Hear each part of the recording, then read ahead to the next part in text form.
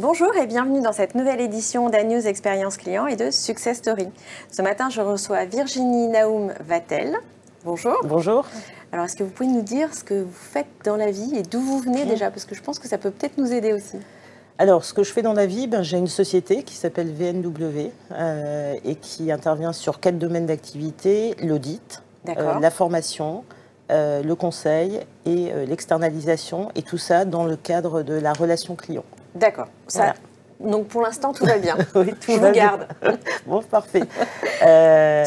Justement sur cette partie audit et normes, enfin, ce qu'on appelle la norme, oui. Est-ce que vous avez travaillé sur plusieurs normes ou est-ce que vous travaillez sur une en particulier? Non, je travaille sur plusieurs normes. Je travaille sur des normes qui s'appellent NF Centre de Relations Clients. D'accord. ISO 18295, toujours sur les centres de relations clients. Calliope pour les organismes de formation. Oui. La conciergerie d'entreprise. Là, ce sont plus des engagements de service. La banque en ligne, engagement de service. Aussi. Et enfin, ISO 9001. D'accord. Voilà. Et donc, on a plutôt l'habitude de dire que voilà, la qualité, la norme, ça veut dire c'est cadré. Est-ce que... Ça pose un cadre. Disons que ça structure. D'accord. Mais il ne faut pas que ce soit enfermant. L'objectif, c'est d'embarquer toutes les équipes. Mais par contre, ça pose un cadre. Et qui vous demande d'intervenir ? En général, les directeurs relations clients ou la direction générale. D'accord. Est-ce que c'est un moment particulier dans l'entreprise où vous intervenez ou est-ce que c'est au moment où on le construit, au moment où on prépare, par exemple, une élection du service client de l'année? Oui. Alors, en général, il y a deux situations. Soit on est sur une situation où l'entreprise est en phase de croissance. D'accord. Et donc, elle a besoin de structurer ces activités et de les mettre en valeur ou en lumière. Ou la deuxième aspect des choses, deuxième moment de vie, ça peut être engager, redonner un souffle aux équipes et les embarquer dans un projet de transformation. Donc finalement, la qualité, elle embarque en fait ces projets de transformation qui sont toujours bien sûr liés à la relation client. Oui, et donc quand ces directions générales ou de la relation client et de l'expérience client vous demandent d'intervenir, comment est-ce qu'il y a une phase d'écoute avant d'intervenir ou est-ce que vous dites bon voilà, la norme c'est ça, il faut répondre à ça, je coche mes petites cases, je schématise. D'accord. Il y a une grande phase de cadrage. À savoir bien comprendre le contexte dans lequel on est. Parce que normalement, la norme, c'est un cadre. Mais vous vous adaptez quand même? Oui, tout à fait. En fait, on peut s'adapter? Alors, on fait du sur-mesure tout simplement parce que on ne peut pas ne pas prendre le contexte et les enjeux dans lesquels l'entreprise se retrouve actuellement. Elle peut se retrouver... Ça va changer quoi dans ce que vous allez délivrer ou mettre en œuvre? Alors, ce qui va changer, c'est finalement travailler sur l'amélioration de la performance, travailler sur... donc c'est pas juste appliquer une norme? Non, non, c'est justement... c'est justement pas ça, c'est structurer des activités, mais l'objectif, c'est quand même d'aller vers une démarche d'amélioration continue et donner du sens sur... et mettre en lumière des choses qu'on fait naturellement au quotidien. Bien ou pas bien? Bien ou pas bien. D'accord. Mais justement, si c'est pas bien, on va aller travailler sur des plans d'action. Et c'est la norme qui accompagne les équipes à l'amélioration? Tout à fait. C'est la norme qui va déjà structurer, poser un cadre et ensuite qui va permettre aux équipes de réfléchir pour la résolution de problèmes. Exactement. D'accord. Quand on parle de résolution, est-ce qu'il y a cette notion d'amélioration continue qui existe aussi dans la norme ou pas vraiment? Alors, elle existe parce qu'elle est demandée. Il faut jamais... Par qui? Quelque part, elle est demandée par les organisations, mais surtout, elle est demandée... Les organisations, l'entreprise ou les organismes qui normalisent? Non, les organisations de l'entreprise et la norme qui demande à ce qu'on soit dans une démarche d'amélioration continue. Donc, on réfléchisse en fonction des problématiques identifiées, à la résolution de problèmes et à l'identification des risques et opportunités, par exemple. Et la correction? Et la correction, évidemment. Et donc, ça veut dire que vous arrivez, j'essaye de m'imaginer, donc vous avez on va dire des cases à cocher, où là aussi c'est un peu réducteur? Moi, j'aime pas ce côté cases à cocher parce que ça enferme. L'idée, c'est quand même de réfléchir à ce qui est fait, ce qui est posé, actuellement, de se servir de ce qui a été posé. Donc c'est pour ça que vous vous adaptez à chaque fois, à chaque entreprise? À chaque fois, exactement. Ouais.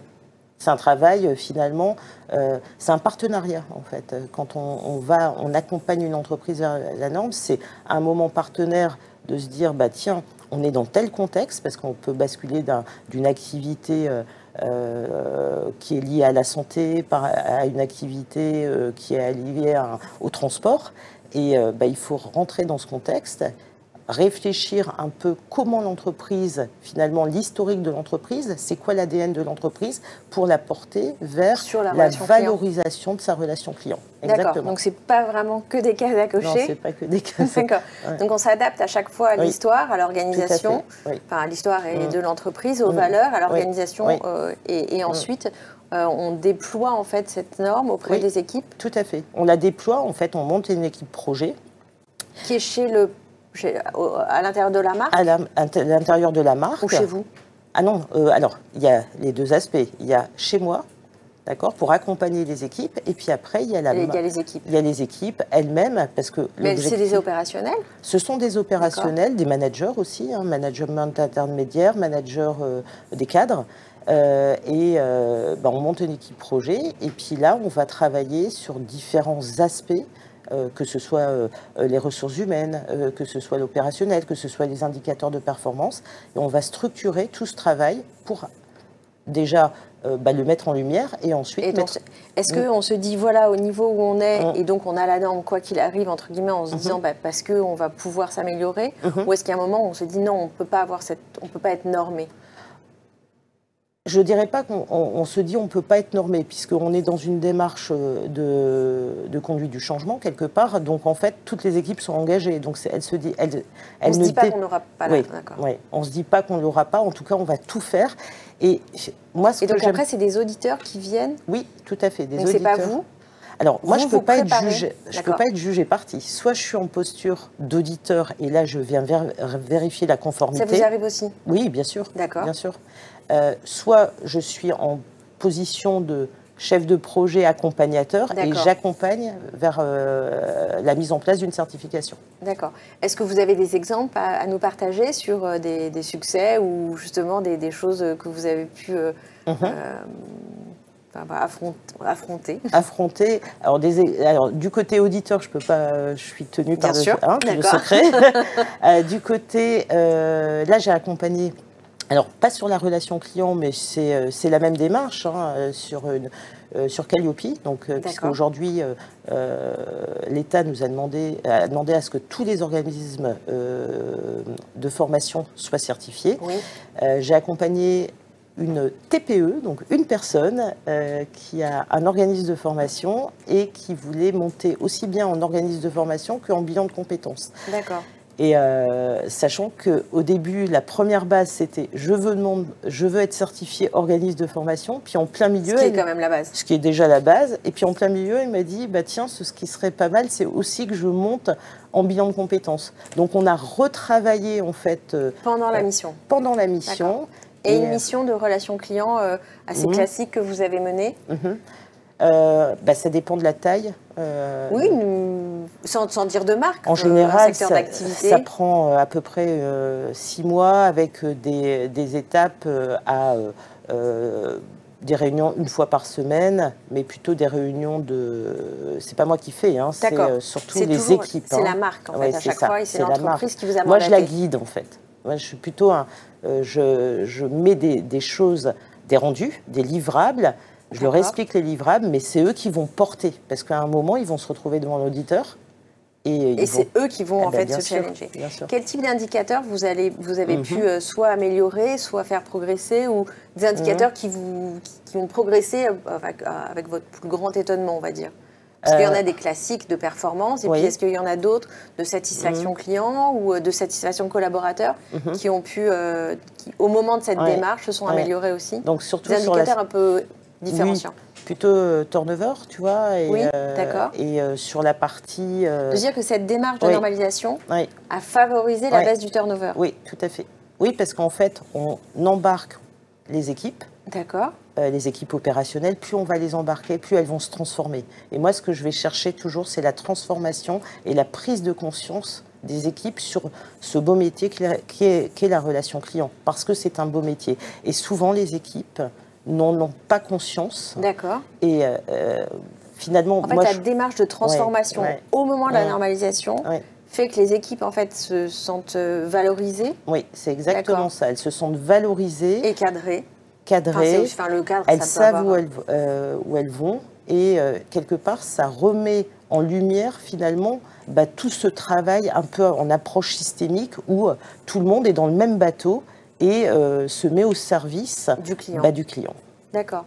Est-ce que, alors je sais que vous avez plusieurs vies, est-ce que justement ces autres vies vous ont permis d'être justement plus à l'aise sur cette démarche-là de normalisation? Alors, l'avantage, c'est que je baigne dans la relation client en tant qu'opérationnel depuis une trentaine d'années.